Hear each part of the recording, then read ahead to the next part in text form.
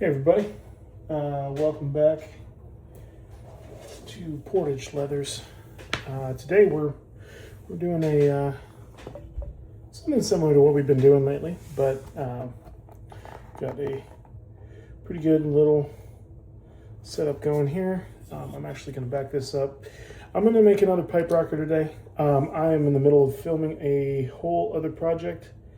It's a larger project, a longer project, and something that requires a little bit more negotiation. So bear in mind that I don't only make pipe rockers. My channel isn't even necessarily a pipe or tobacco channel. It's actually more meant to be leatherworking at large. But these are filmable and they kind of get everybody in the door so I can actually make more videos for the future. So we've got our blank here and we're gonna start with cutting off this end here just to get us right to where we want to. Now I'm doing the standard 1 inch here, 1 inch rocker, and we're gonna go with something special today. A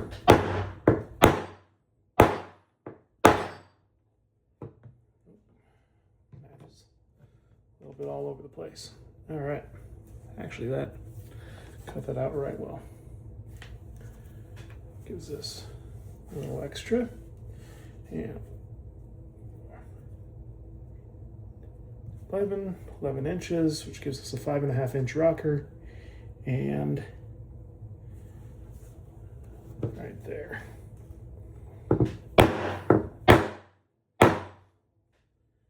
And really, I only need 2 hits because that went through on the second one, not even the third one. And look at that, our blank is all set. Okay, so we got 2 things we're going to do here. That is our groover, and this is our beveler. So we're going to start with the beveler. Just work along these edges here. Get them nice and clean. And as always, I apologize if I am not in frame. I'm doing my best to maintain that. Doesn't always work.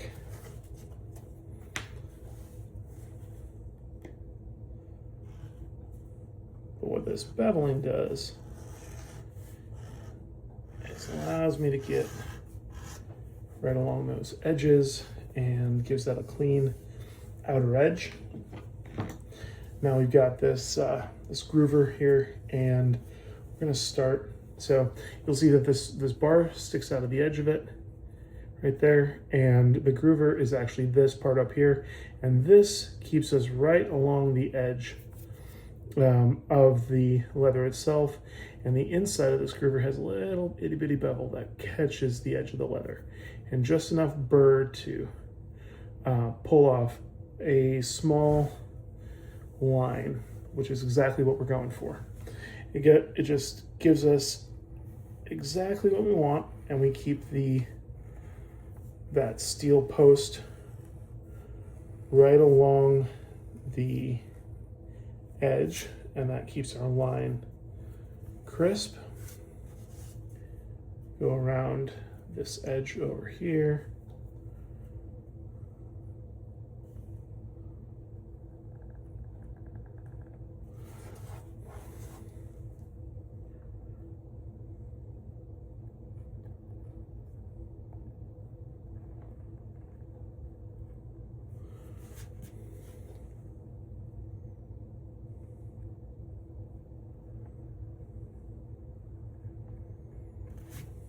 There we go.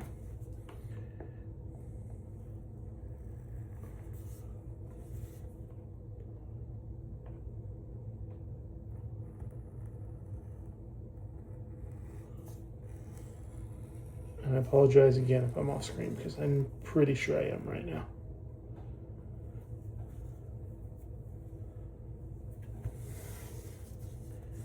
Get down around this corner.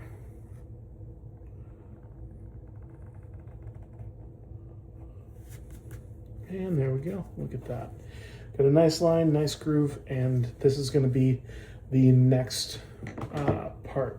So the first thing I'm going to do before I do anything else, and this is actually slightly preventative measure is I'm actually putting mink oil on before I make our, I'm gonna do the whole thing actually. I'm gonna do the, had to think about my order of operations there.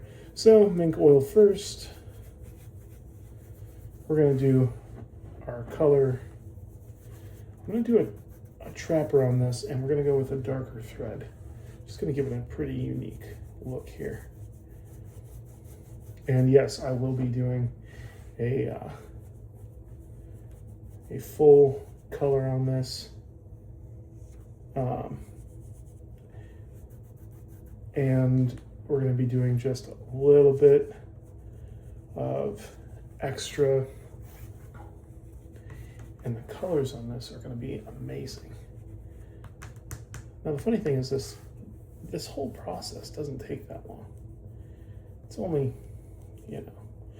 15, 20 minutes, half an hour, just depending on how much you want to do, how much you actually want to invest into your rocker. Some of these are heirloom items, some of these are just your everyday going to town kind of truck sort of items.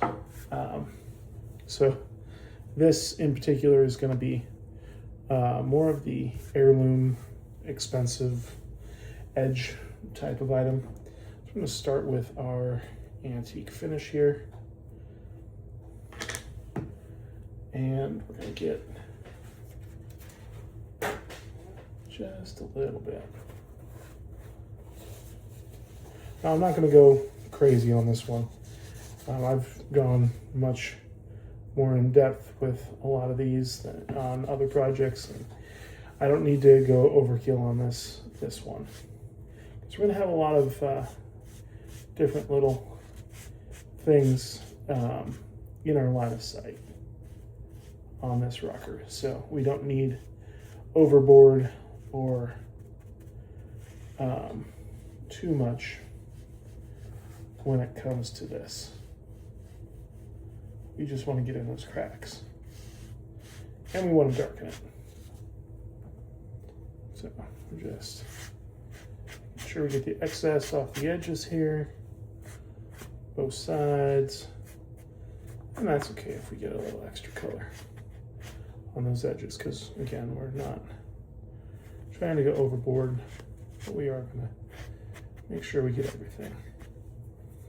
Now you'll see we got some extra on top. Fold that up, around, under, and back inside of itself. So fold that in, fold this in, fold that over, and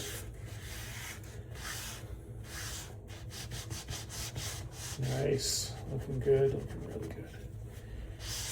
And it leaves that down in those cracks. So now we have a decently antiqued rocker there, and minimal on my hands, which is great news for those people at work that see that I do other things in my spare time, and they wonder why I have dirty hands when I come to work.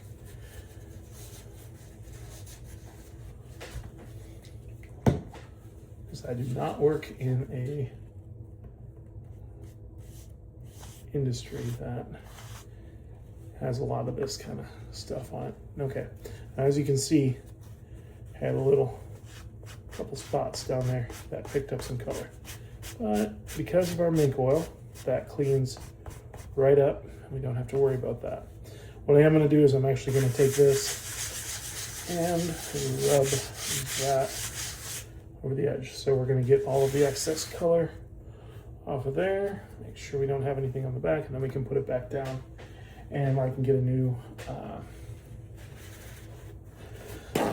thing for Resolene, because that was a little more than we bargained for. That's okay.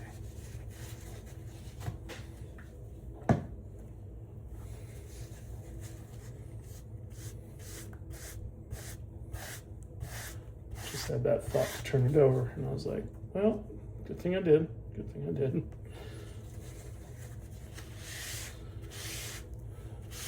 Okay. Gets us to where we're gonna go here. Now today, army green. And you're wondering, are you really gonna go army green? Absolutely not. If you know me by now, I don't love the army green. I prefer olives or you know, some of those other colors that are less invasive. No pun intended with the army green there, but I prefer, I call it the trapper, but it's a green that is golden undertones. And this is very simple, easy application here.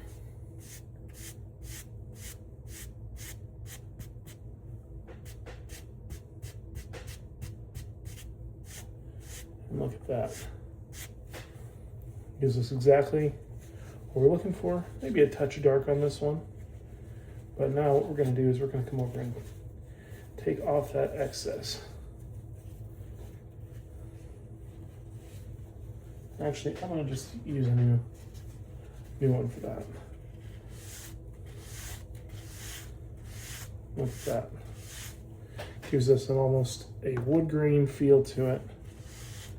And it lightens it up. And that's going to be a beautiful rocker by the time we're done with it.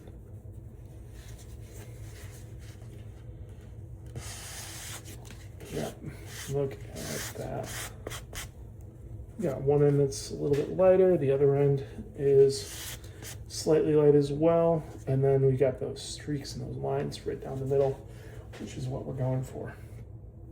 And I'm going to actually use that same one. I'm going to put one more pass of Resolene over that just to be on the safe side. We like a good shine around here, no dull colors.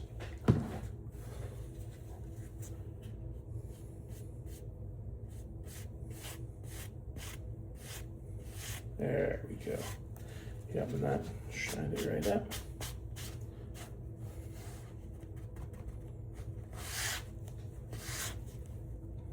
And we got a nice accent with an antiquing, which brings us to our most fun part here. I may actually go with the lighter color. I'm liking the thought of this. I'm just thinking out loud as I'm moving along here, because it's not going to be quite as traditional in the sense of what we're doing today. This one turned out a little bit darker. This is another trapper that I have, which is much more golden, still in the trapper family, but I'm liking the color of this one. This has truly antique vibes to it. So we've got our tokenol here. We're going to, there we go. We've got our handy dandy canvas here. And just get that edge worked in.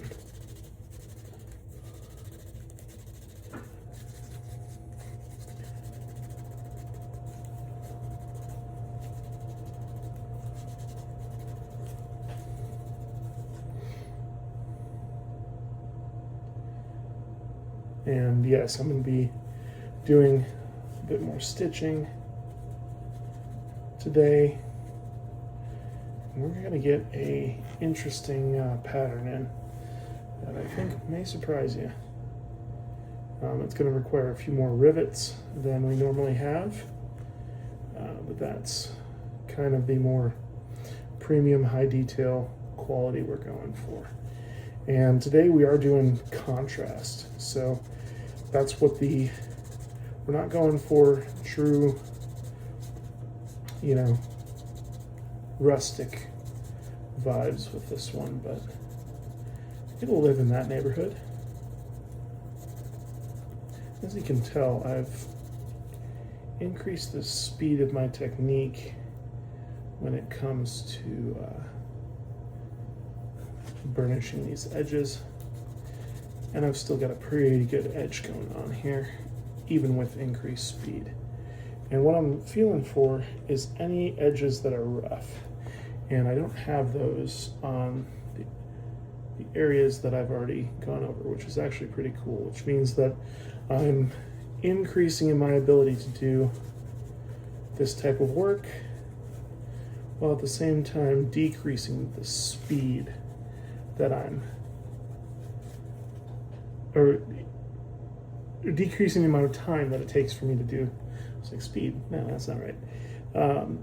Decreasing the amount of time it takes to achieve the same goal or same result, which means I'm getting better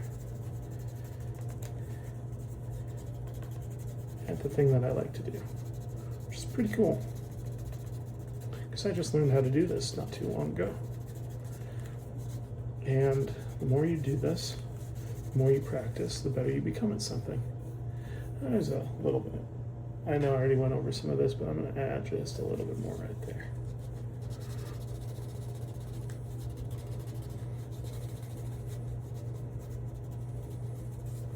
And that finishes out that edge. Look at that.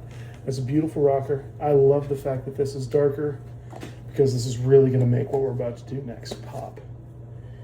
So we're going to take our punch and we're going to start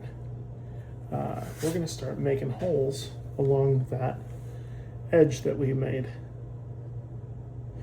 So I'm just going to see what our width is here. Just inside those corner marks. Look at that. So this is exactly 1 inch wide. And you're going to see with these holes, move this just a titch.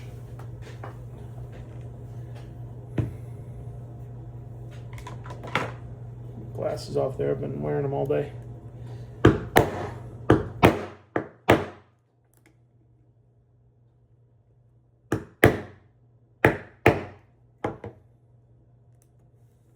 And that gives us 4 beautiful holes. Put that just on the inside edge.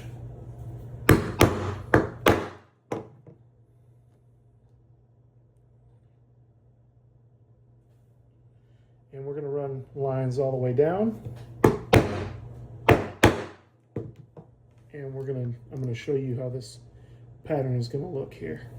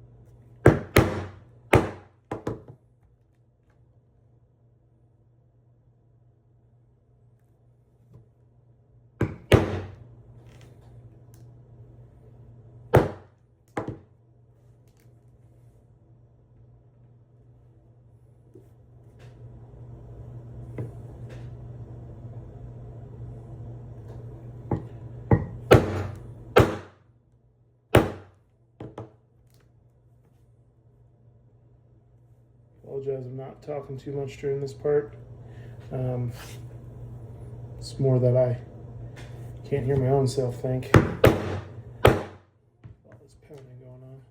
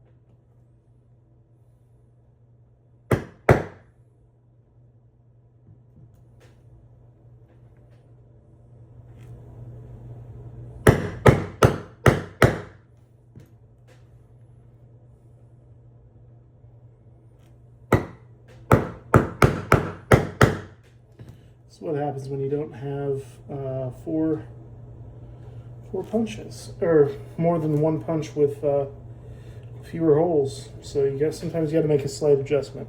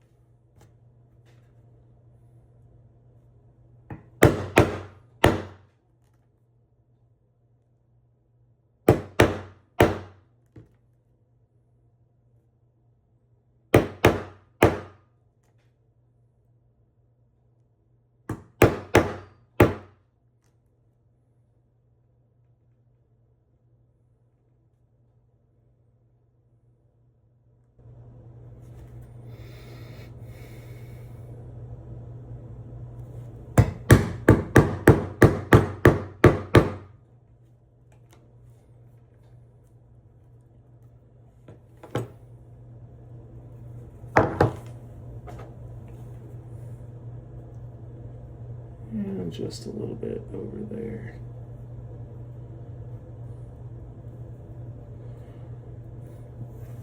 And there we go. All right. Now, double check. We're gonna go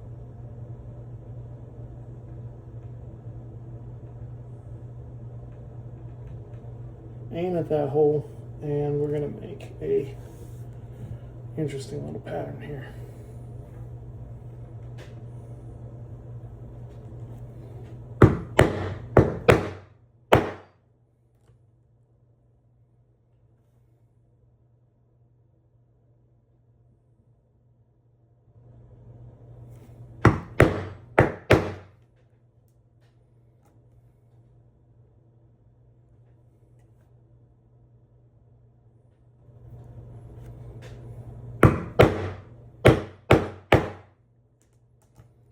The nice thing about this particular pattern is that it's I'll call it a half diamond, but this half diamond only goes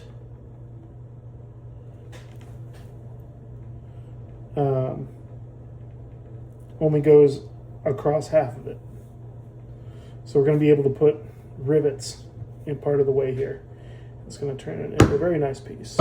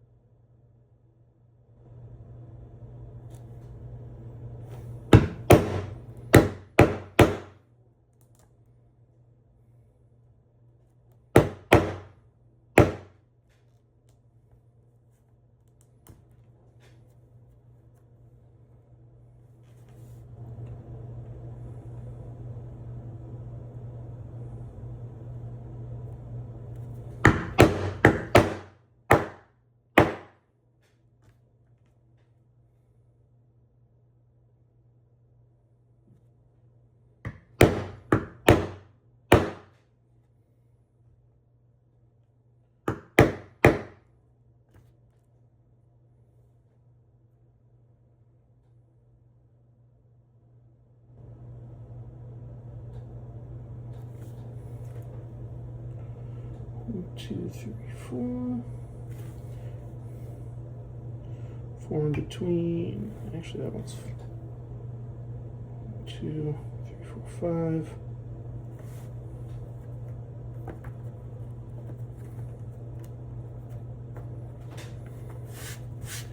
Just counting to see what's going on with our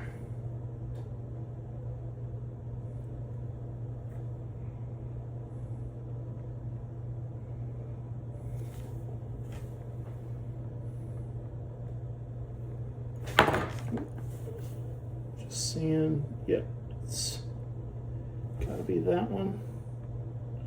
That one's 2-4. Okay.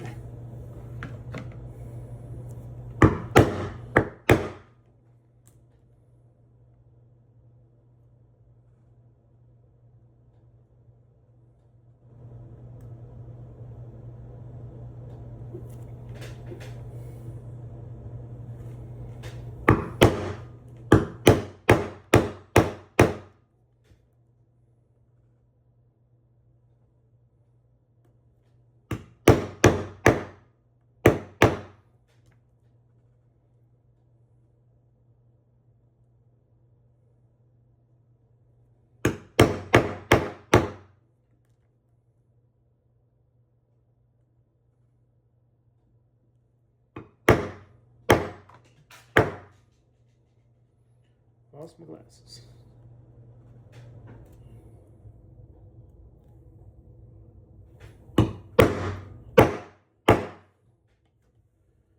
Because this is a little bit darker, it's sometimes a little bit more difficult to see. That's okay.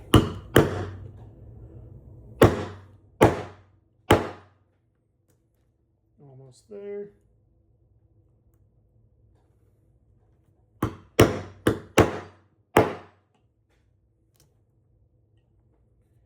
And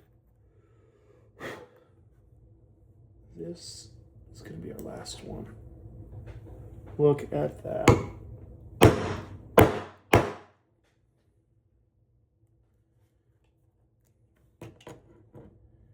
Hopefully you're catching the vision here of what's going to be. That's a lot of holes, but that is going to be a beautiful diamond or half diamond rocker. And I'm simply just going to sew the ends of this when we're done. And this is going to have a very unique look to it. I'm very excited. Okay, so this is actually going to be, I mean, I'm gonna sew it in the horse, but I'm gonna do a lot of it out here first, so you'll see what I'm doing. I'm gonna need a lot.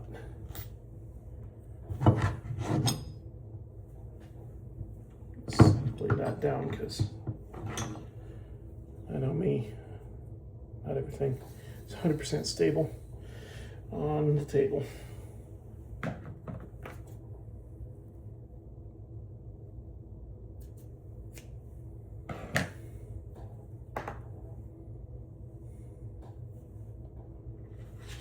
All right, we're gonna get our needles threaded here.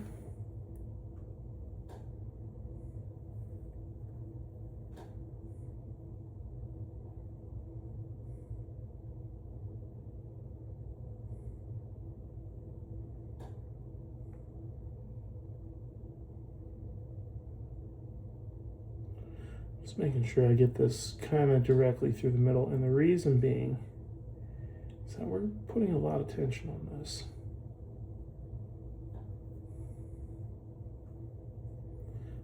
Pulling that through.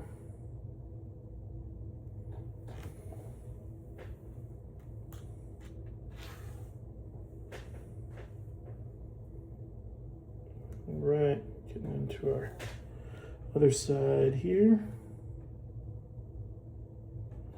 And what's going to be interesting about this rocker in particular is that it is not going to be,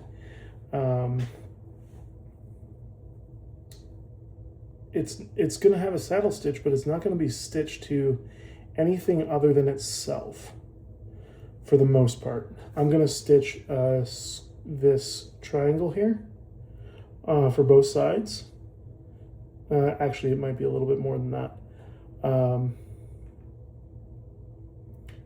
It actually might have a full X down here now that I'm coming to think about it, only because I want to make sure that this stays intact at the end, which I'll do that last. But as I'm double checking my work here,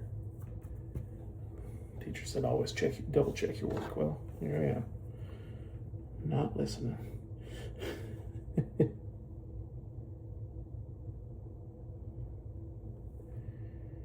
Now to get that just right,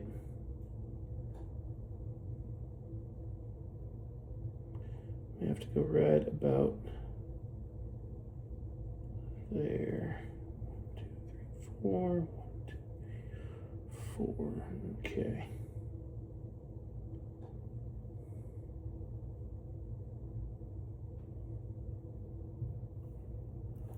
Let me double check this other end before I do any of this, because it already looks pretty good. I just want to make sure that we've got, yeah, that's going to be interesting, because if I do that, it's going to go directly over the holes on both ends, and that's not something I really want to do. Because if I go there, yeah, I mean, I could potentially do that, but yeah. So where we're headed with this is that while it might be more conducive, we're not gonna test that theory. We're gonna leave it as our pattern, and we're just gonna sew the ends. I really like the pattern the way it is, honestly. Okay, so that brings us to our sewing. So we're gonna start. I am wrong. Actually, I'm gonna need to switch positions here. Hey everybody. All right, so we're back to a different position. If you look there, you see all the holes, and it looks pretty good. Pretty straight, pretty even. We're gonna start here by really getting that up in here, and we can adjust as we go. I'm gonna put it like that. So you'll see we're not actually going to be really sewing this to anything other than itself, other than probably these top 4 loops, and that's honestly all we need. We don't need a whole lot. So we're going to start at the upper corner here. We're going to thread our needle through. Now we've got our needle on both ends, so we're going to start by going up and double checking. Now what I'm doing straight up here is I'm making sure that I have the same length on both sides. So go through, go up, we wrap this one, we put this through the loop on this side. So this is in between, put this back through, and the loop is on this side, and we wrap it around just to make sure that we get a knot in our leather, and that locks in our stitch.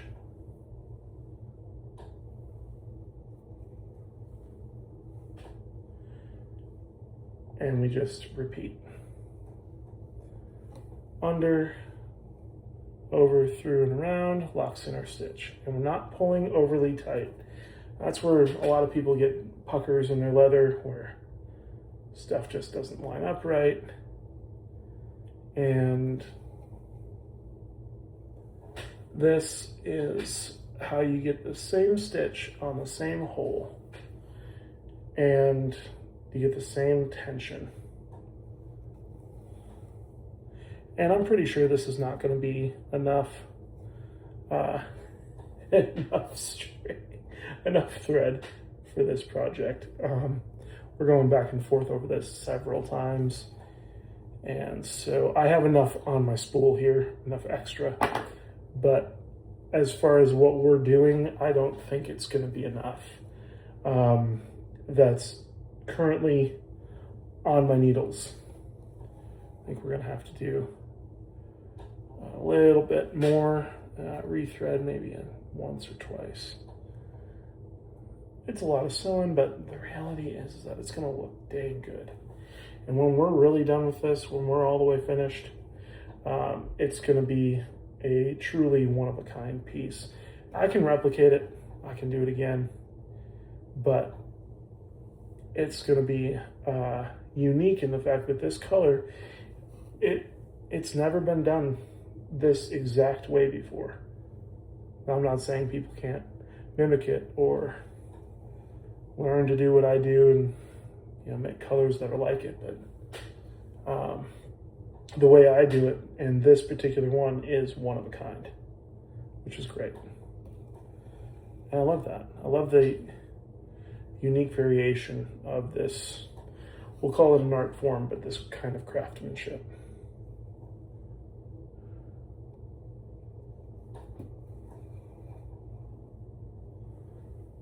And it's simple, it's cathartic.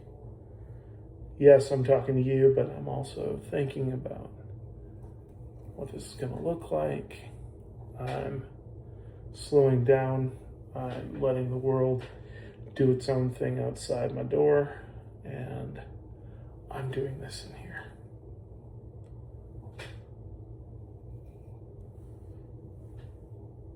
And eventually I'm going to get microphones and stands and different things so that this experience is a little bit more formalized in some senses, but overall I kind of get to be just vibing, as the kids would say. My day job is I work with kids with autism, so that might be changing soon, but at the same time, it's a rewarding job, and they say stuff like that, so they might be vibing, so I get to vibe right along with them. And the cool part is, lift up. This is going to be a little bit more floppy at the top, but hey, what's life without a few times you have to work through some stuff.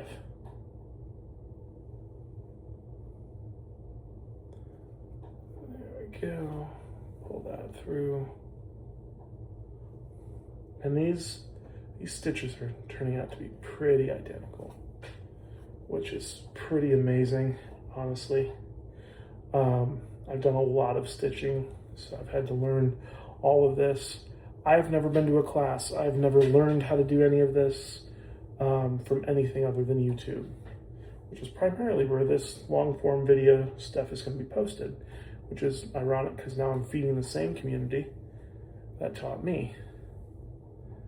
And yes, this is not a close-up. This is a far-away shot of a view that most people aren't ever going to be able to see with this particular video. That's okay. We'll get more videos with more detailed shots later, better camera angles and lighting and different things.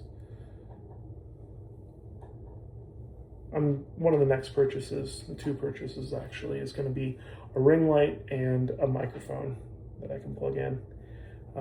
The biggest purchase, honestly, if you've been watching my videos long enough, is was the purchase of a new iPhone.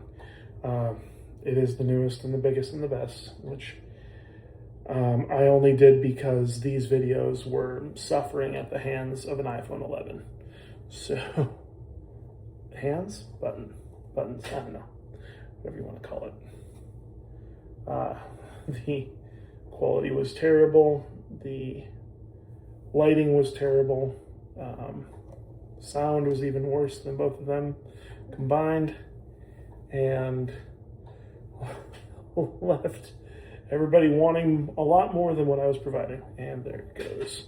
Okay, so as you'll notice, I just had the end of my rope tray, so we cut diagonally across, and that gives us a clean cut. Makes our threading 10,000 times easier, and the reason that that actually split was because I didn't get this far enough up into the thread, and I'm going to show you what I mean. Okay, so I got to pull out about this far, pull this up and over,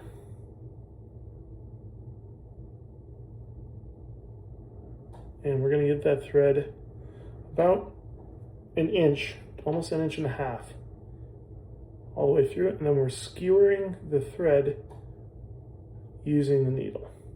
We pull that all the way down and over until it pops all the way through, and then we tighten our thread all the way to the top. Now that gives us a knot with a tail, and that knot with a tail is how you figure out exactly where you're at.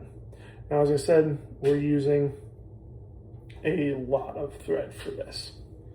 This is going to be interesting to see how this works.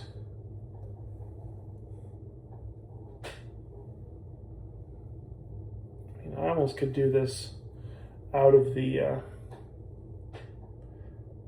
stitching pony and do it the same way.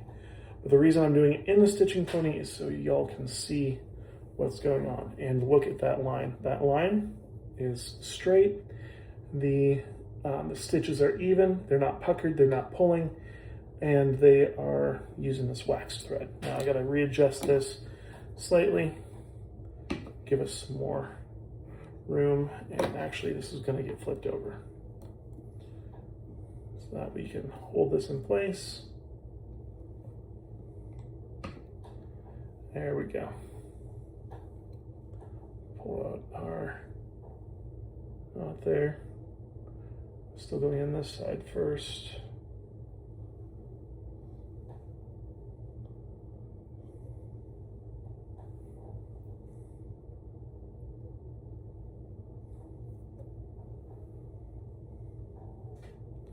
Gives us the same knot. Just had to make sure I was doing it the right way.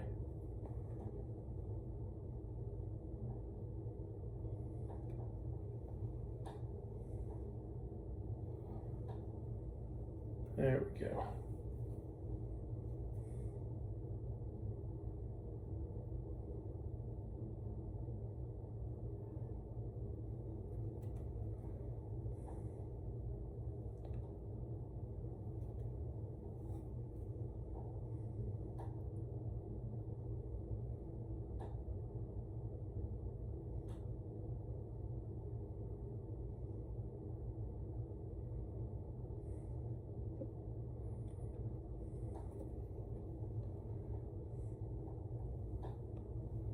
Not too shabby.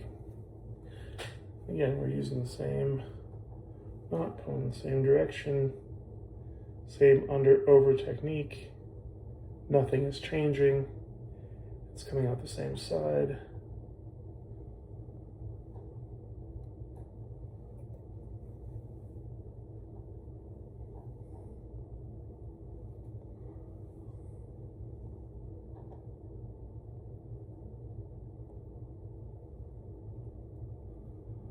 And it's going to look pretty darn good when we're done.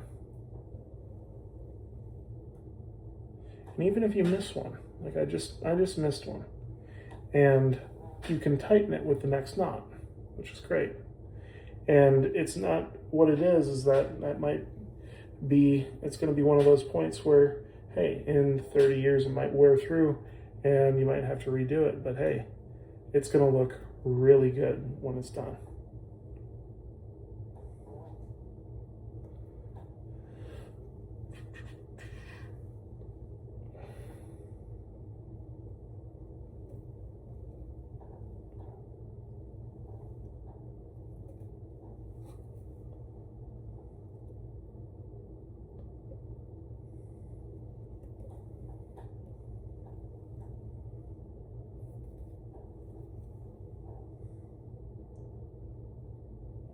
Go in, wrap around, pull through, go in, wrap around, pull through.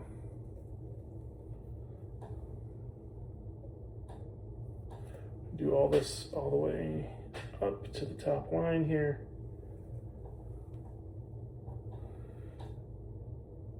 And you can tell that I missed it that one, but knocking it down a little bit, pushing on it, it goes right back in line, and you're not going to even be able to tell.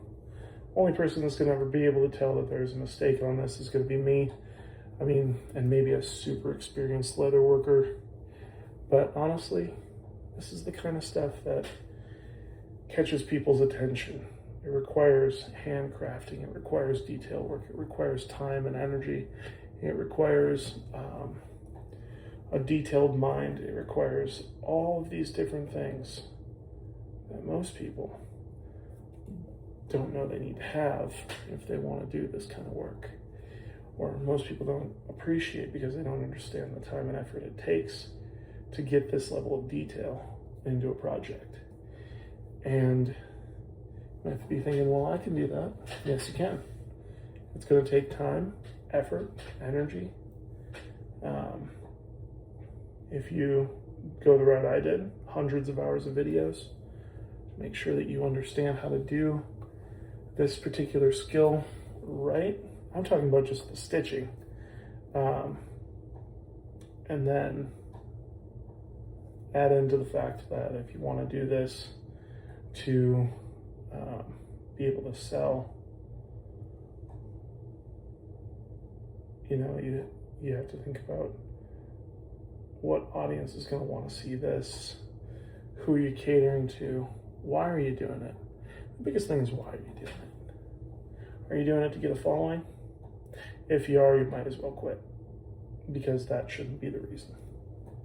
The reason should be that you love doing this and you enjoy doing it. If that isn't the reason, then you've chosen a profession that you won't be able to stick around in, because this isn't about that. This is about time, quality, and effort. And that is a beautiful stitch. And honestly, that line, I was worried about that line and how that was going to turn out. This is beautiful. All right, now let me get this down here. And I know y'all love this part. So we're gonna get those down nice and snug, and go like that. And look at there. Back end, you can barely tell. It's right there. And we're still gonna have enough room to go up and through the back side of this hole and come down and through both sides. So here and then across here. So this is going to be good. Let's get to this other side here. Now, as you notice, we got these. These is a problem. Now, we can go and cut these off, but there's a much simpler way. Take the short end and pull on it, kind of get it moving, and you'll get the loop, and it pops right out. That's one of the advantages of threading this needle the same way, is because once you do that, you're loosening, you're leaving almost a slip knot, and it comes right out. Don't even need to worry about that. I'm doing all that later anyways, and then you just pull, get a nice line. I like to make sure that we have, I don't know if you can see that. That's going to be about 3.5, 4 foot of line right there. So I'm just going to pull that, cut it, get that nice angle that we like. I'm going to reset our rocker back up here.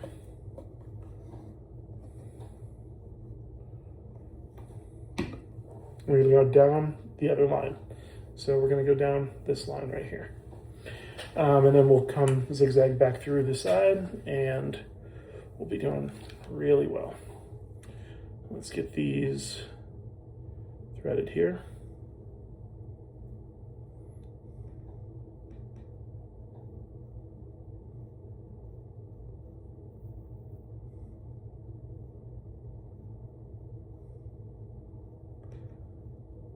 Again, about 1.5 inches, and you want to make sure you get it right through the middle.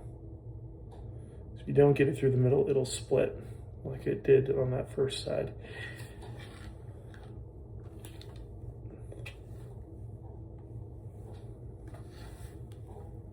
All right.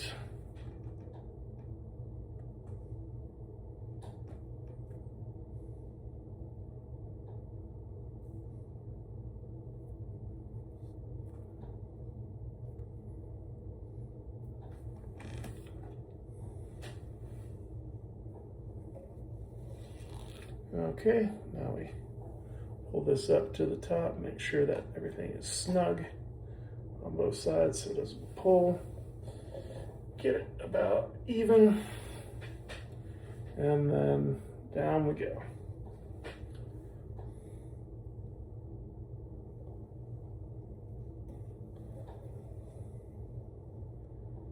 So on that other side, what is ending up happening is that I had to almost reverse the stitch. Not quite reverse it, but get it to the point where it was holding the line the way that I wanted it to, so that it was even, because I had to flip the entire piece.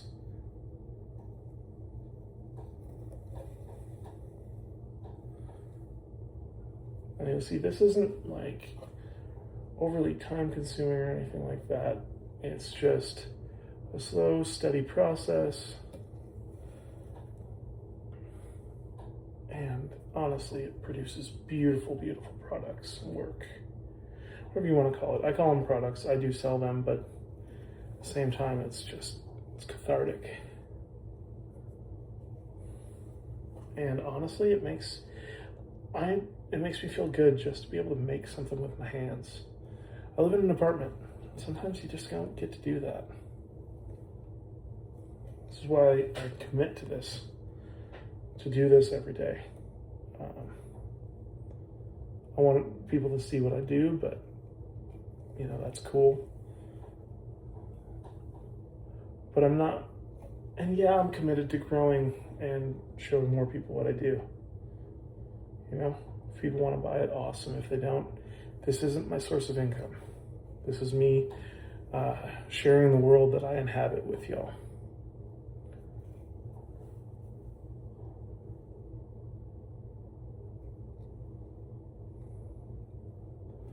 If I sell some of this, awesome. If I don't, so be it. This is fun. I enjoy making it.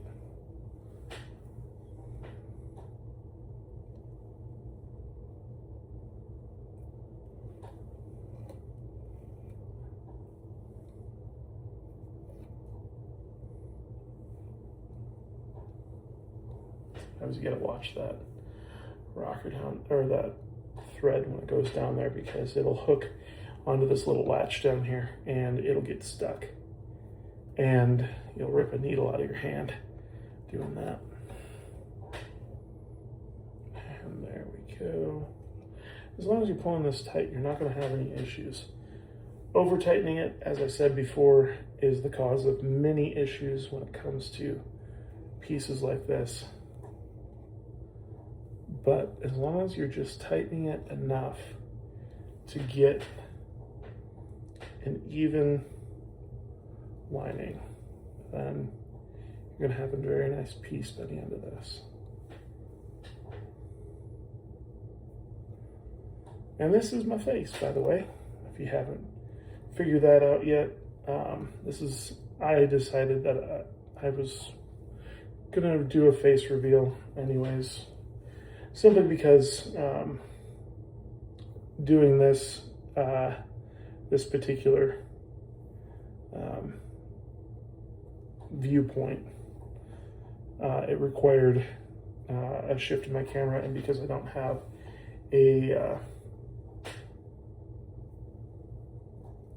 a ring light yet, it kind of causes this to be a little bit more difficult. So you get to see my lovely shining face and my beat up old hat.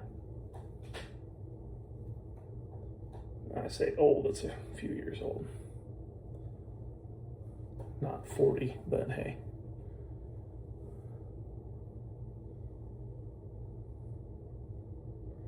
What do we got going on there? Oh, that's what's happened. Every once in a while, this gets caught up in something. I was trying to figure out what was going on. I didn't do what I planned on doing right in that last stitch, and so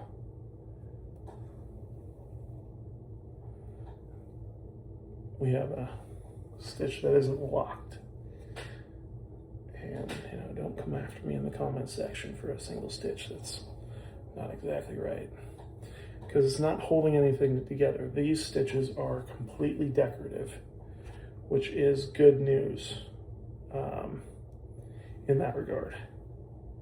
They're simply to hold the design, hold the flavor we're going after, and to really make some of these colors we're looking at pop. And that's why we're using this color of stitch, is that it's going to make what we're doing here pop. There we go. I'm going to try and keep this upright like this as long as possible.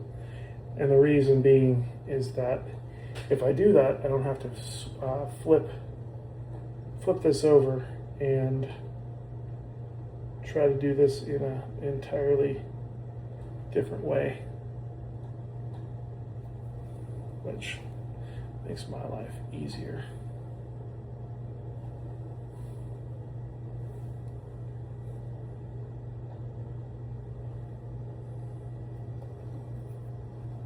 There we go. Sometimes you gotta check out and see how it's doing on the camera point of view, on y'all's point of view.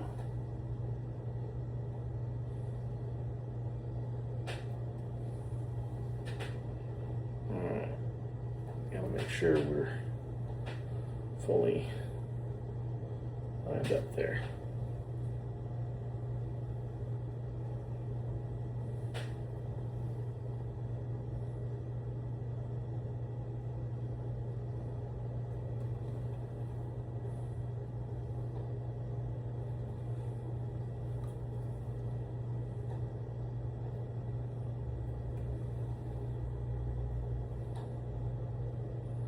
This is a waxy thread, by the way. It's a waxed thread. It's a little bit thicker than your normal thread, partially because it's waxed, secondly because if it's not, then you can do the stitching, but you're not going to be able to see it very well.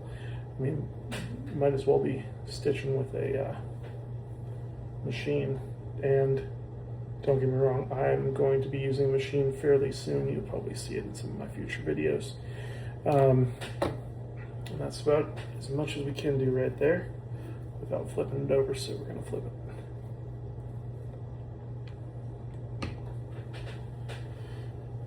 I will be doing some machine stitching.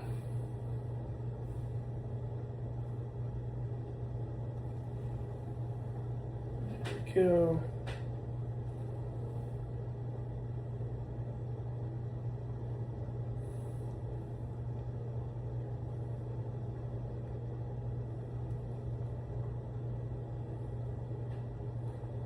Sometimes I miss that knot a little bit.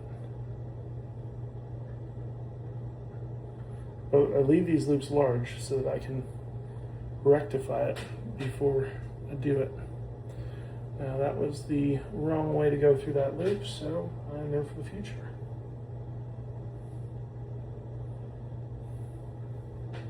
Again, this isn't going to hurt it any, but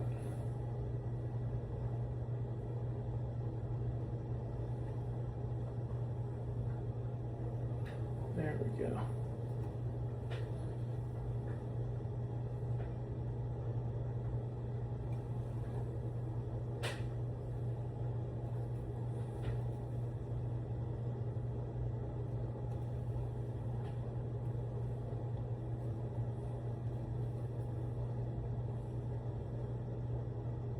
And we're almost to the top here.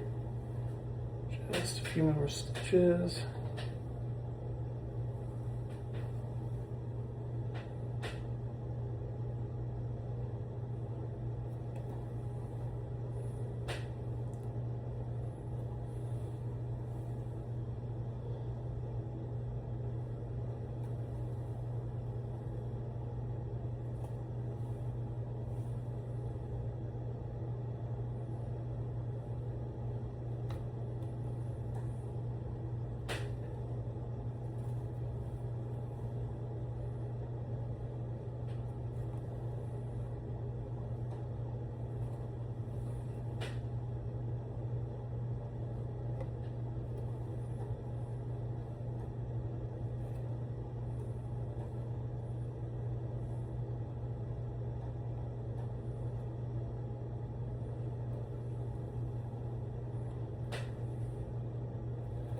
Alright, and one more through top here.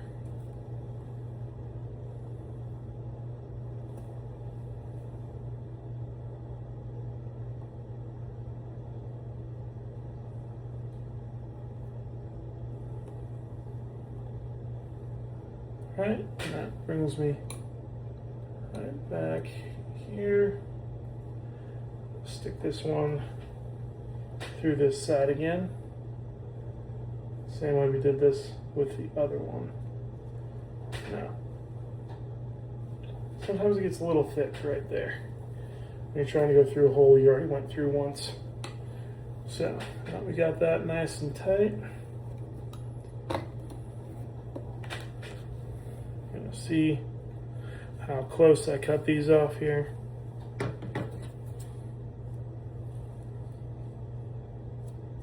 That's it. Look at that. So it's about as far as we're going. And because y'all like fire, here we are again with a fire. Melt those down to that level there and rub along the bottom there. Gives us a nice even textured edge. And now we have two lines that are pretty doggone straight. And yeah, now we just have this back and forth. I think it's going to be a little bit longer than the other one, so I'm going to prepare and get some extra help. Okay, about a little more than half of that in there. By extra help, I mean extra thread. Okay, got that there. This is probably going to be about an hour's worth of rolling time as far as the camera's concerned. So we're really going to pull extra. Dropped my glasses before I had to pick them up. Been sitting there for a minute because I get pretty focused. Okay, so it gives us our pointed end. I don't know if you can see it. There you go. I'm using my front camera on this. It just works out better when it's coming to this angle because I can actually turn the camera on and off, and I still get the same resolution, actually. I'm surprised. I didn't know that I get the same resolution from the front camera as I would the back camera. But that leaves me with a very nice video all around that's pretty even across the board. So what we're going to do is we're actually going to start in this upper corner there, and we're going to work down and across all the way, and then we're going to see if we can't get the whole thing going the same way, the same direction, all the way along it, so that by the time we're done it looks the way it's supposed to. I need to cut a titch off of there. Nice thing is that because this thread is waxed, if you can't get the tip that you're trying to get with that pointed end that you're trying to get with your thread, you can just snip a little bit off and go for that bevel again. And usually you'll be able to get it the second time because it's got the wax on there. Okay, start at the top up here. See if we can't.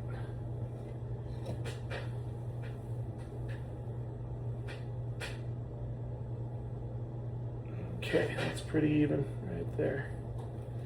The reason I want even thread length is so that when I get to either side, I'm going to have the same amount of thread regardless of which way I'm going. So that's why I'm careful about how much I'm pulling, how much extra is down here, specifically for the first one. Now, that is where the most thread is during this part of the thread pull. So now that side only pulled on the right hand side.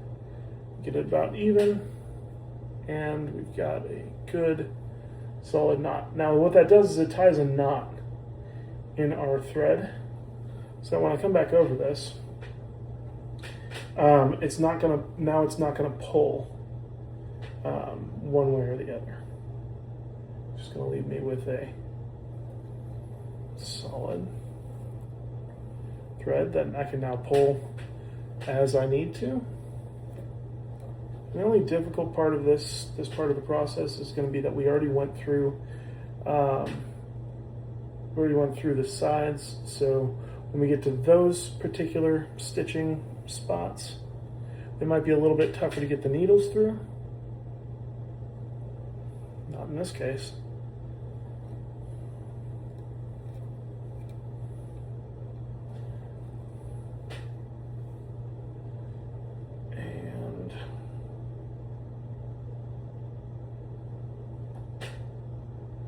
No, I may have spoke too soon. Look at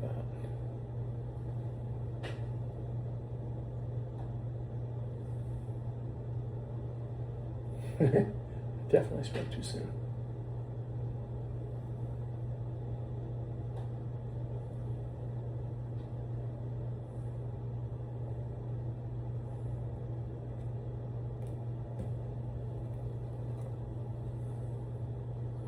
As I said before, I got a lot of extra string on this. Oh, gotta be careful of that too. Every once in a while, it'll try to sneak up over the top of the top edge if it curls at all. So you want to tighten that in there. Make sure that we've got everything nice and snug without freaking any of the other threads out. But now this one's a clear hole, so go up and through, around on that side, and pull it tight. And that gives us another nice thread. Now, as usual, we come up through, put that there, put that there, and you can tell, so this thing can be a pain in the butt.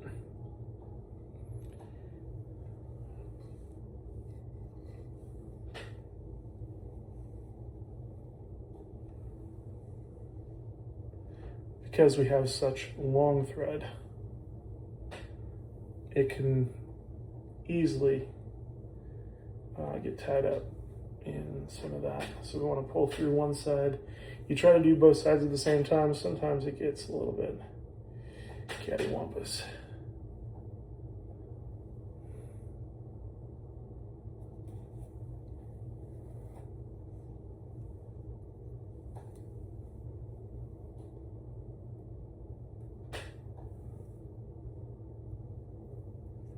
All right, back to that other side. That's got a little extra thread in it. Now this is much slower overall, only because I'm having to go through some of these side holes and make sure that, because we're not on a parallel or a directly vertical strand, that we're not getting too much on that side.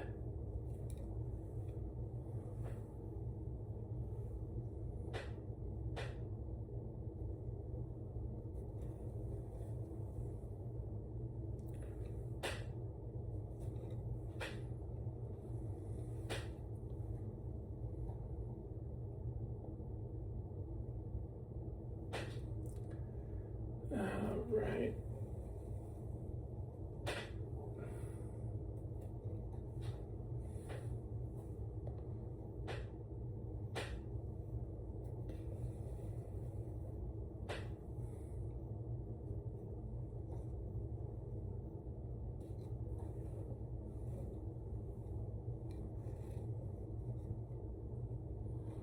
Sometimes random things that you're not sure how they happen, like that just happened.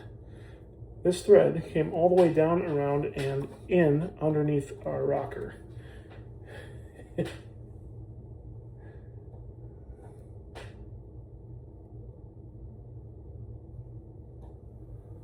Okay.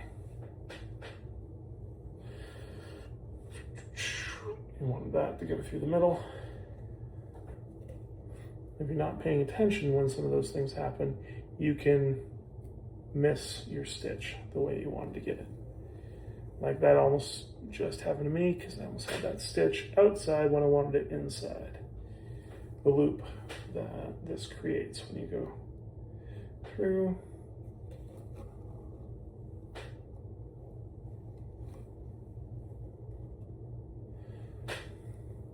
And our thread is even when we're pulling it, so we're not getting any, we're not losing thread in the back, and you'd see it. So that part is nice. It's getting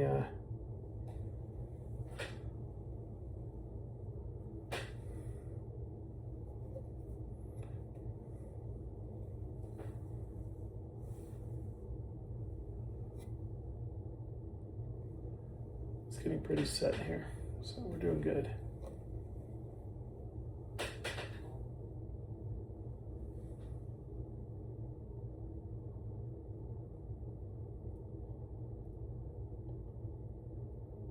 Coming through that side every now and again, these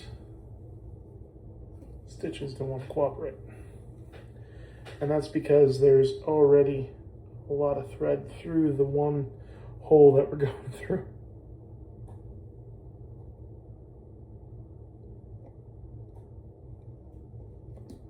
So we're just gonna hold that tight there.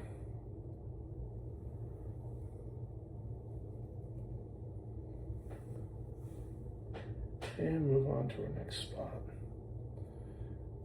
We're already 40 minutes into stitching, so this is going to be interesting to cut all this down, but this is going to be a fun video either way.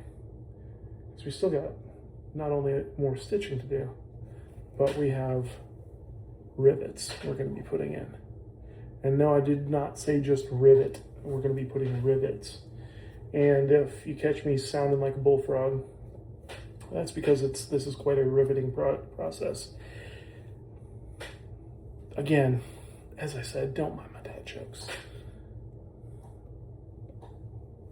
I was born in the late 1900s, as these kids keep reminding me. Having lived in 4 decades, 2 centuries, and 2 millennia, that makes me very old. I'm not even 40, guys. I'm not that old. Makes me feel old. Tell you what, these kids, they remind me every day. All this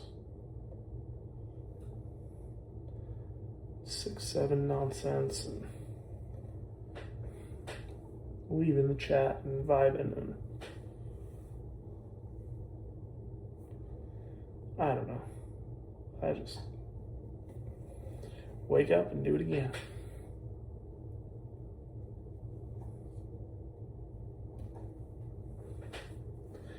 See, part of the thing that I want to give is I want to give the, not even necessarily the art of leathercraft as much as I want to share the fact that this brings me a great sense of catharsis and peace and relaxation that I get to share.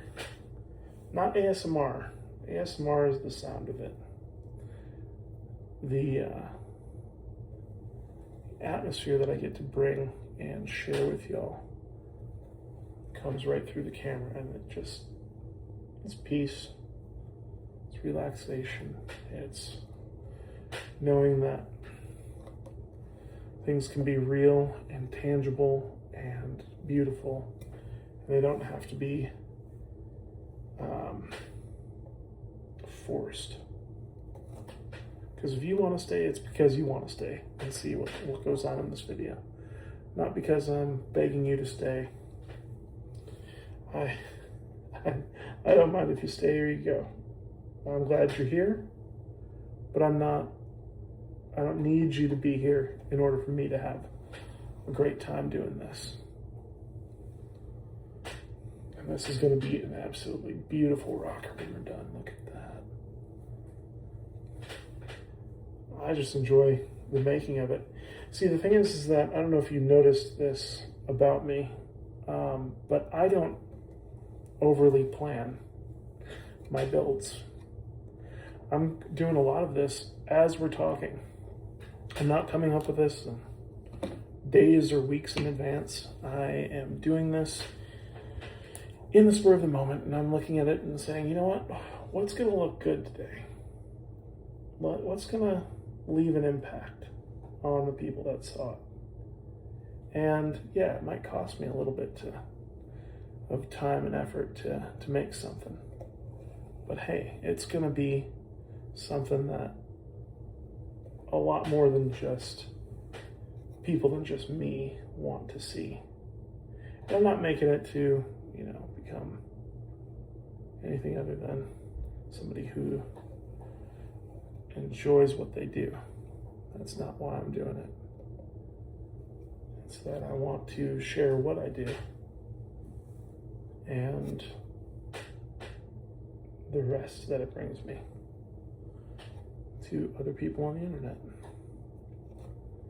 And I may not be in a workshop in a village somewhere, but I'm in my workshop in the village of the apartments that I'm in. Maybe not everybody in the apartments is interested in what I do. That's fine. But I know that there's other people out there that are interested, because that's how I got interested in this in the first place. So why not give back to other people the same thing that I was given? And you want to know, the very first time I saw leatherworking being done in person, I was actually working on roofs, doing roof inspections, and this guy down in Texas, down near Houston, he was retired police, and he invited me into his workshop, and he said, "Hey, you want to see what I'm working on?" I said, "Yeah, let me see what you got going on." He said, "Well, I do leatherworking." That's cool. I've heard of it being done, but I've never really seen anything about it and don't know a whole lot. And he said, "Here, let me show you." In fact, I still have his card in my wallet. I need to talk with him.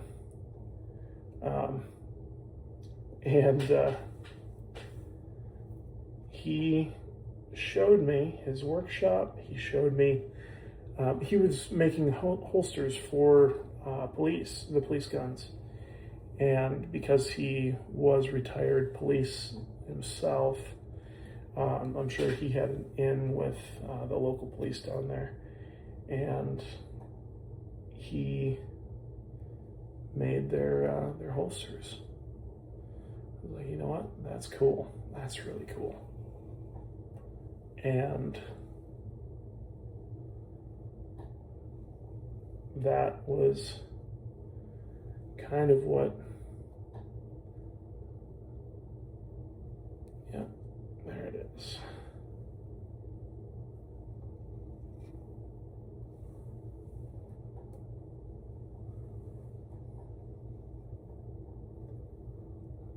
We can actually do one more. What I'm doing is I missed a loop, so I actually went back and I'm able to retie that knot. But all of that to say is I can now go back and say, hey, you taught me how to do this inadvertently. You sparked my interest. And I just want to say thank you for showing me something that I now really enjoy doing.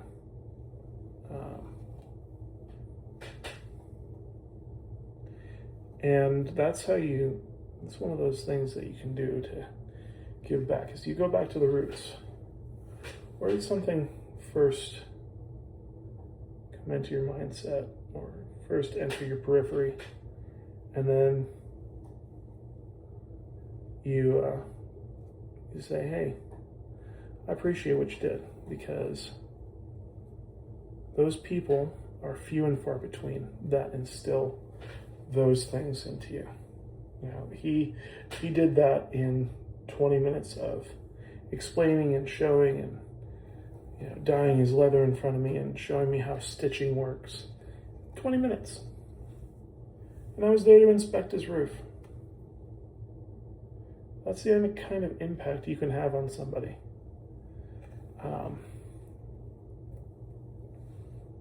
And you never know. You never know what you're leaving behind.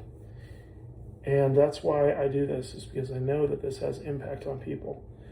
There's going to be a couple people that see me doing this and say, hey, that guy over there, he can do that. He can do this.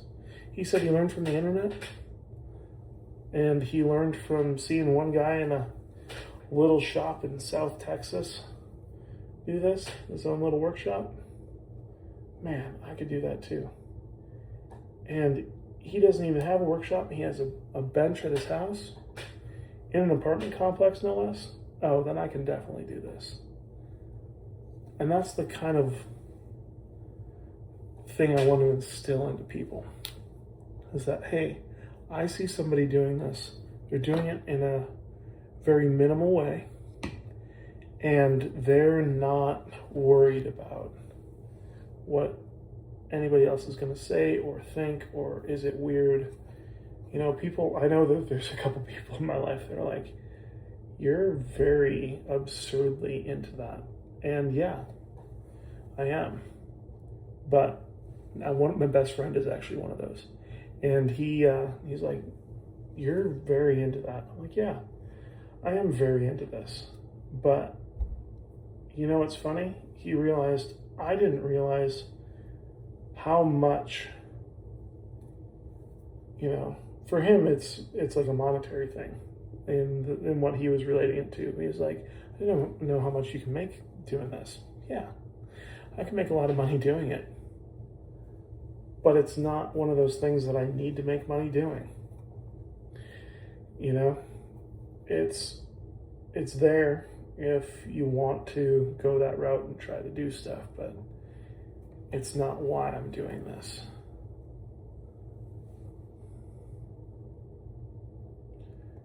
But he started to see the value of it, is my point. And you're getting a lot of me rambling today, which is fine, because this video is longer than I intended it to be. I don't ever account right for how much time it's going to take to do this part of it with the stitching, which is totally fine. But it cracks me up, because I'm like, oh, I can do that in 20 minutes. Here I am, 52 minutes later. And we're almost there. The end is within sight. So, but it's just funny, because I always overshoot certain parts of this. I can make a clean rocker with no stitching, a single rivet, and a good color in 17 minutes if I really push. And that's fully dyed, waxed, tokenol, edges done, everything. But if I'm doing things like this, where I'm experimenting, certain things just take longer. And that is totally fine when it comes to an experimentation process, because it's not meant, this is your first time doing something. So if you expect to be perfect in something the first time you're doing it, then you're doing it wrong, or you're expecting too much of yourself. First of all, the only person I know that's perfect is Jesus. And secondly,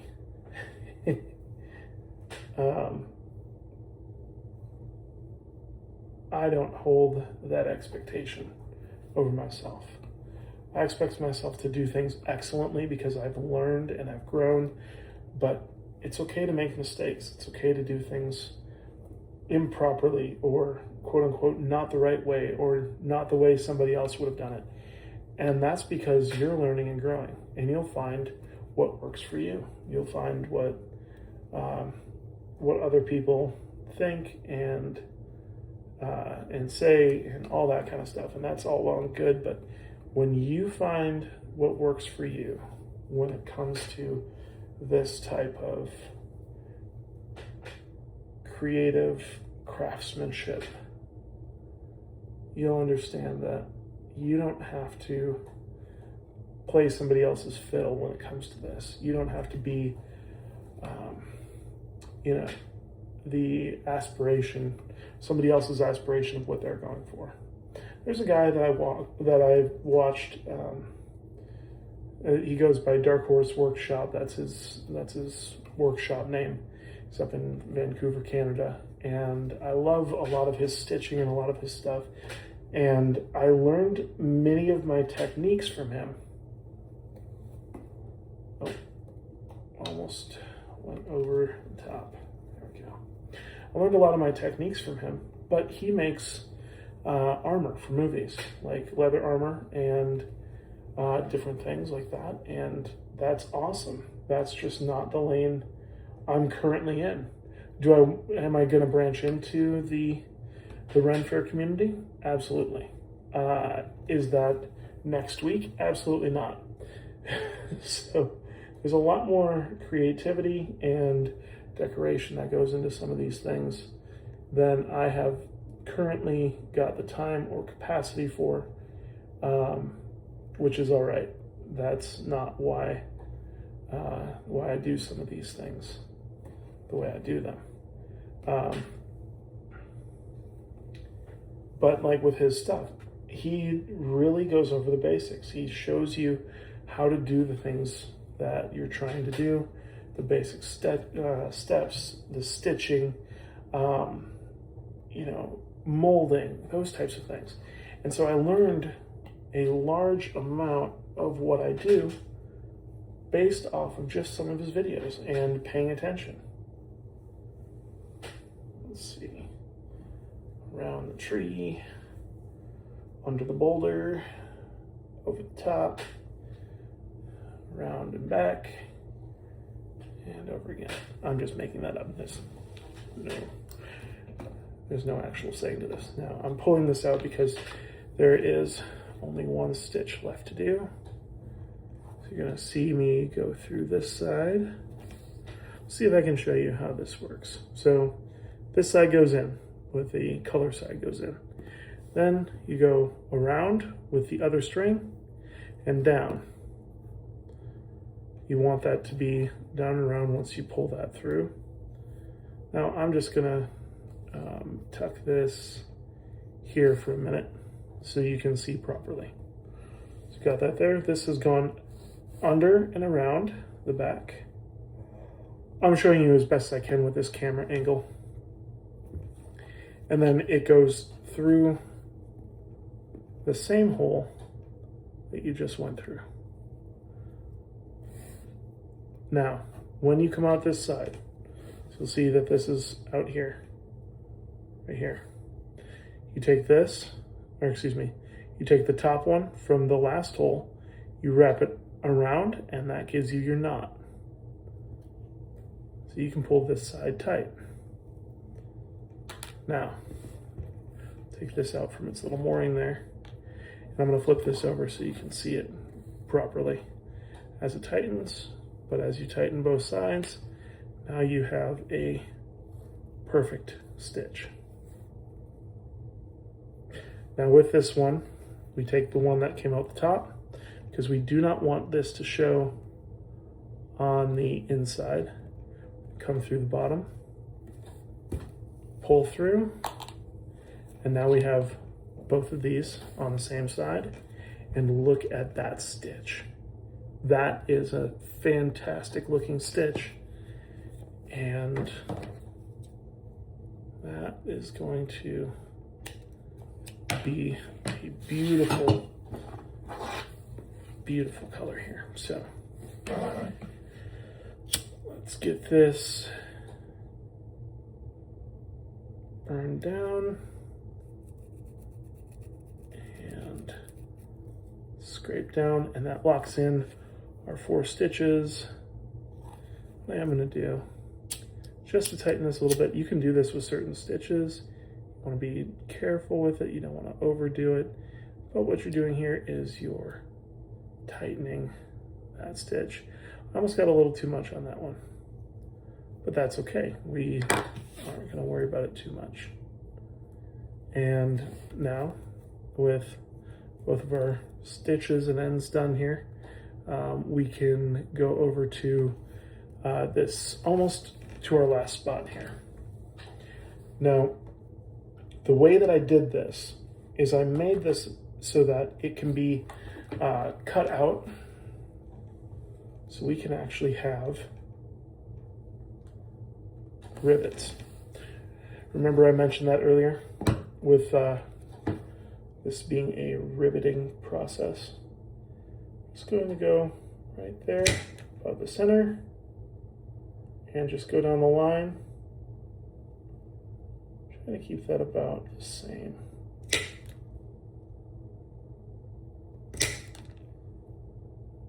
And this is going to be a very unique rivet set.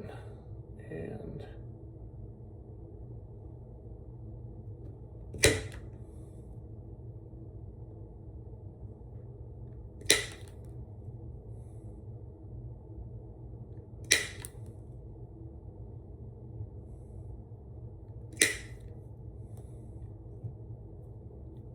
okay, just make sure we're in the same spot there.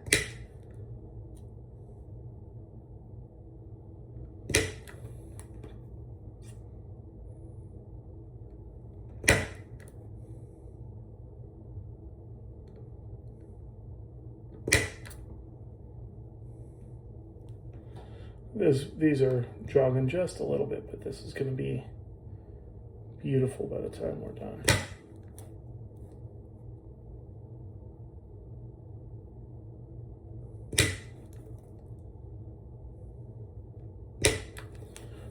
All right, and so got our holes. Now they're not perfect. This is a first test run at this, so it doesn't need to be perfect. We're going to pause this. All right, so we're pretty set here for our rivets. Now, a week or two ago, I went and I bought some extra rivets here. We're gonna need our little base. We're gonna need these. That is the wrong one. Okay, so I'm gonna see if these really work here. These may not work. These may be too long for what we're doing. We'll see. I've got a backup plan for that in case. Okay, so we're just gonna stick this through our first one here, putting our rivet cap over the top. And where did I put my little thing block here? Thought that was it. It's a bit touch messy up here. There it is. Okay, give it our little thing of love tap here. Oh, that actually turned out better than I was expecting it to. All right, this is gonna fly by.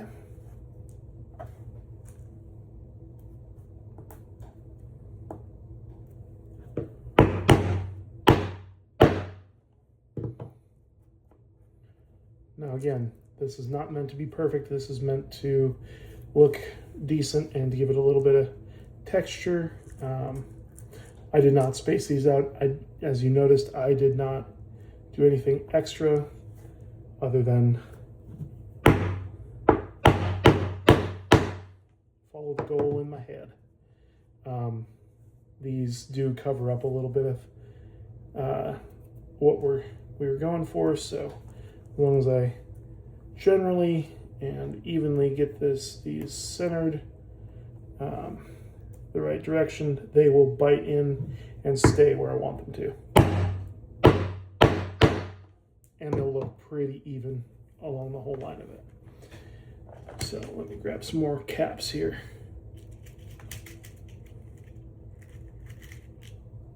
I'm kind of grabbing both because that was only one cap. And they're smaller, the caps are much smaller than the rest of these, so I gotta get it just right. All right, there we go.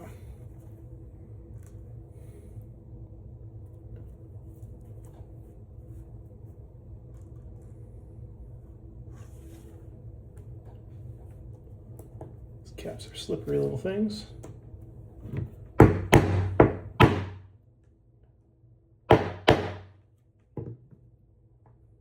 Too shabby.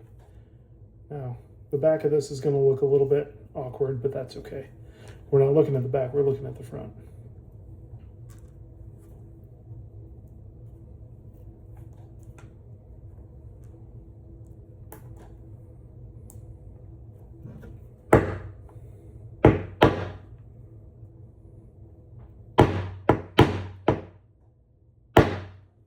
And these are going to be fairly centered, honestly. I was expecting this to go much more haywire than it is right now. Sometimes things just work out.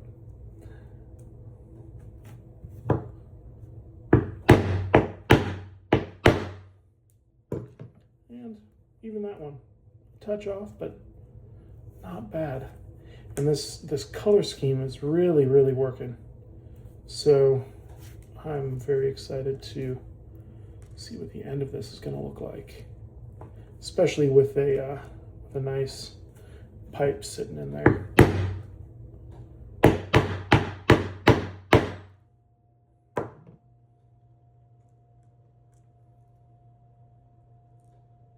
Hold on, let me get one more on that because it's not quite where I wanted it to be and it's not fully set. Got to make sure these things are set. Yeah, there we go. Now these are technically puckering our edges a little bit. That is just fine. These are decorative. The only functional element of our stitching or hardware that we're going to be using is going to be the end right down here.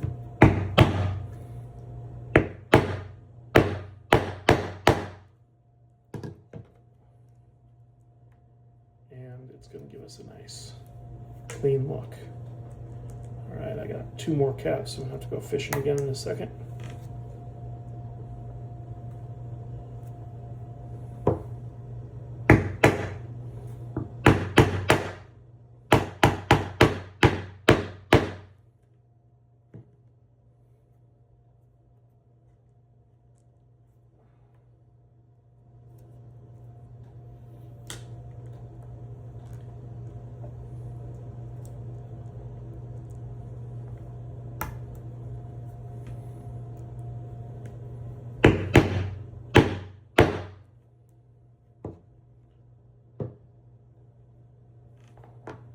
Okay, so got 4 of those.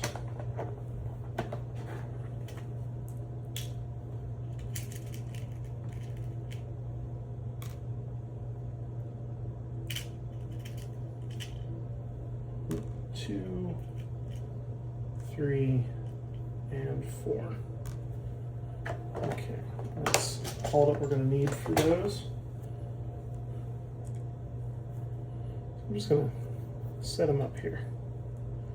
2, 3,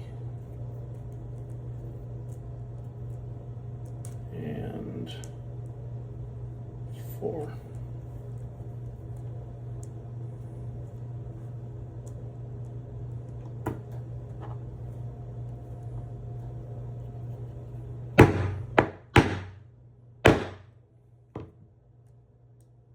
We're killing these things to get them in there. We're just tapping them firmly into place. So about 3 hits with the hammer there.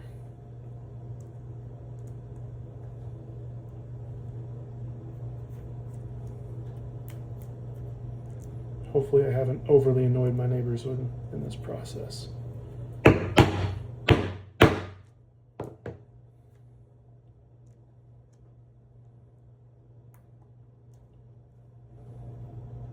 Should be our last one here. Very, very nice looking. Look at that. We've got our slid down camera because just the way it's going, but that is going to be a beautiful rocker. Look at that.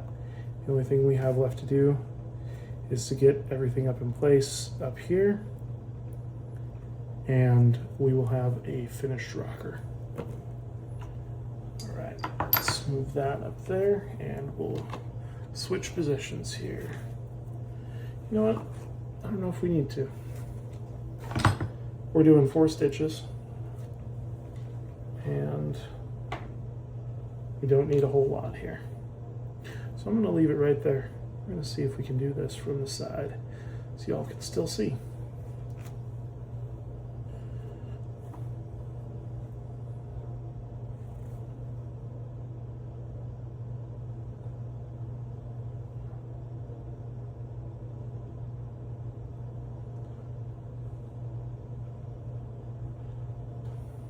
All right.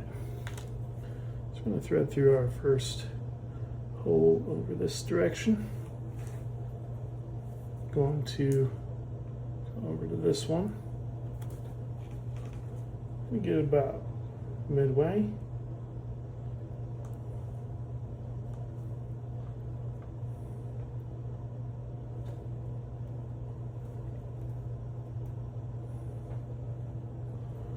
Loop around, and honestly, I'm going to do this in the horse. All right, so we've got our rocker set here. Open our stitch and pony. And which side had I gone through? Oh, I'm the right way. Okay. Just gonna make sure we're kind of aligned here.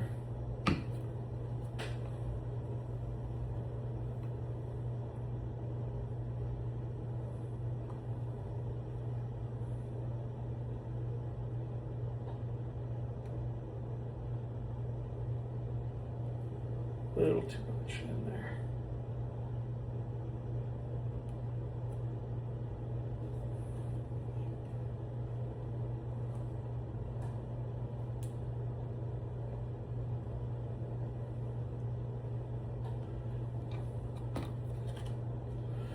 And readjust.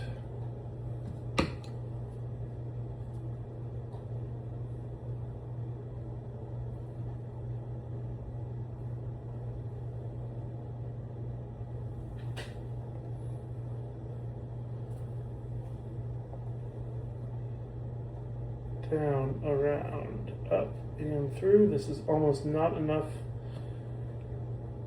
to be doing this. Frankly, I should have about 4 more inches on each side to do this, but we don't want to waste our leather here. We don't want to waste our thread specifically. There we go.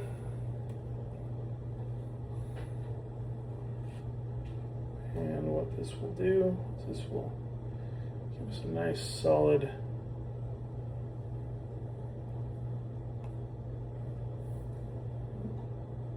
pulled too much on that side.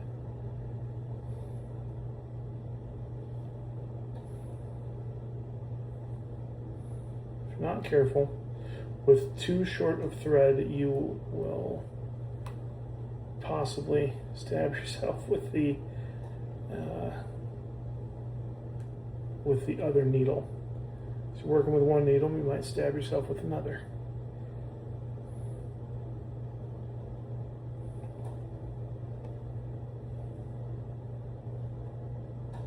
Okay, just had to make sure that I was not overly vicious there, which I was. There we go. So I had poked through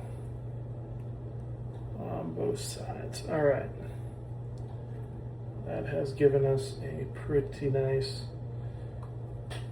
oh, and that was what I was worried about. Okay, so our front end there,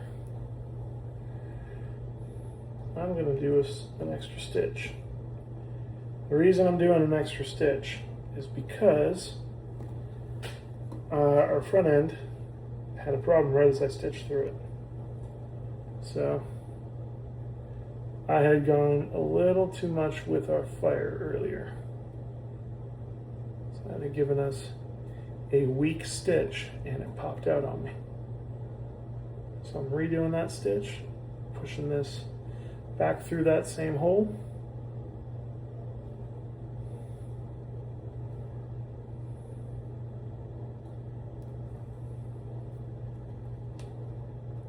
And this piece is going to be pretty good right there. Now, I'm going to have to come back through that with a little bit more fire, but we have a very solid rocker there. Let me finish this side really quick, just a touch more heat, kind of flatten that out, get that hole filled in. Then we're going to get this side pretty well down. Now this isn't 100% even. I'm going to tell myself right here. So see that top? It's just a hair over. I'm the only one that's going to see this. It's fine. This was a test project, and if that's the most that this project is off, then we've succeeded. It's only off by a hair, honestly, and it gives us a beautiful, beautiful rocker. I am very excited. I'm going to switch camera views. We'll show you what this looks like one more time without this in the way. All right, we've got it done. Look at that. We've got a beautiful rocker here. Either way you look at it, it is a beautiful piece. It came out fantastically well. And now the real question, does it fit? And the answer is yes, and look at that. Fits very well. It's got a lot of color, it's very unique. I don't know if I'll do this design again, who knows? But this is a solid design. It holds up pretty darn well with this Peterson, and definitely makes me happy overall. Let's try it with our other pipe here, longer version. Oh, and that fits beautifully well. I really do enjoy the design. I may just do one or the other, one rivet, you know, a rivet down at this end or something like that, but you can turn it around here. Both sides look great. This is a really, really good design, and yeah, you'll see more from me in the future in some different areas, but for this one, this is a job well done.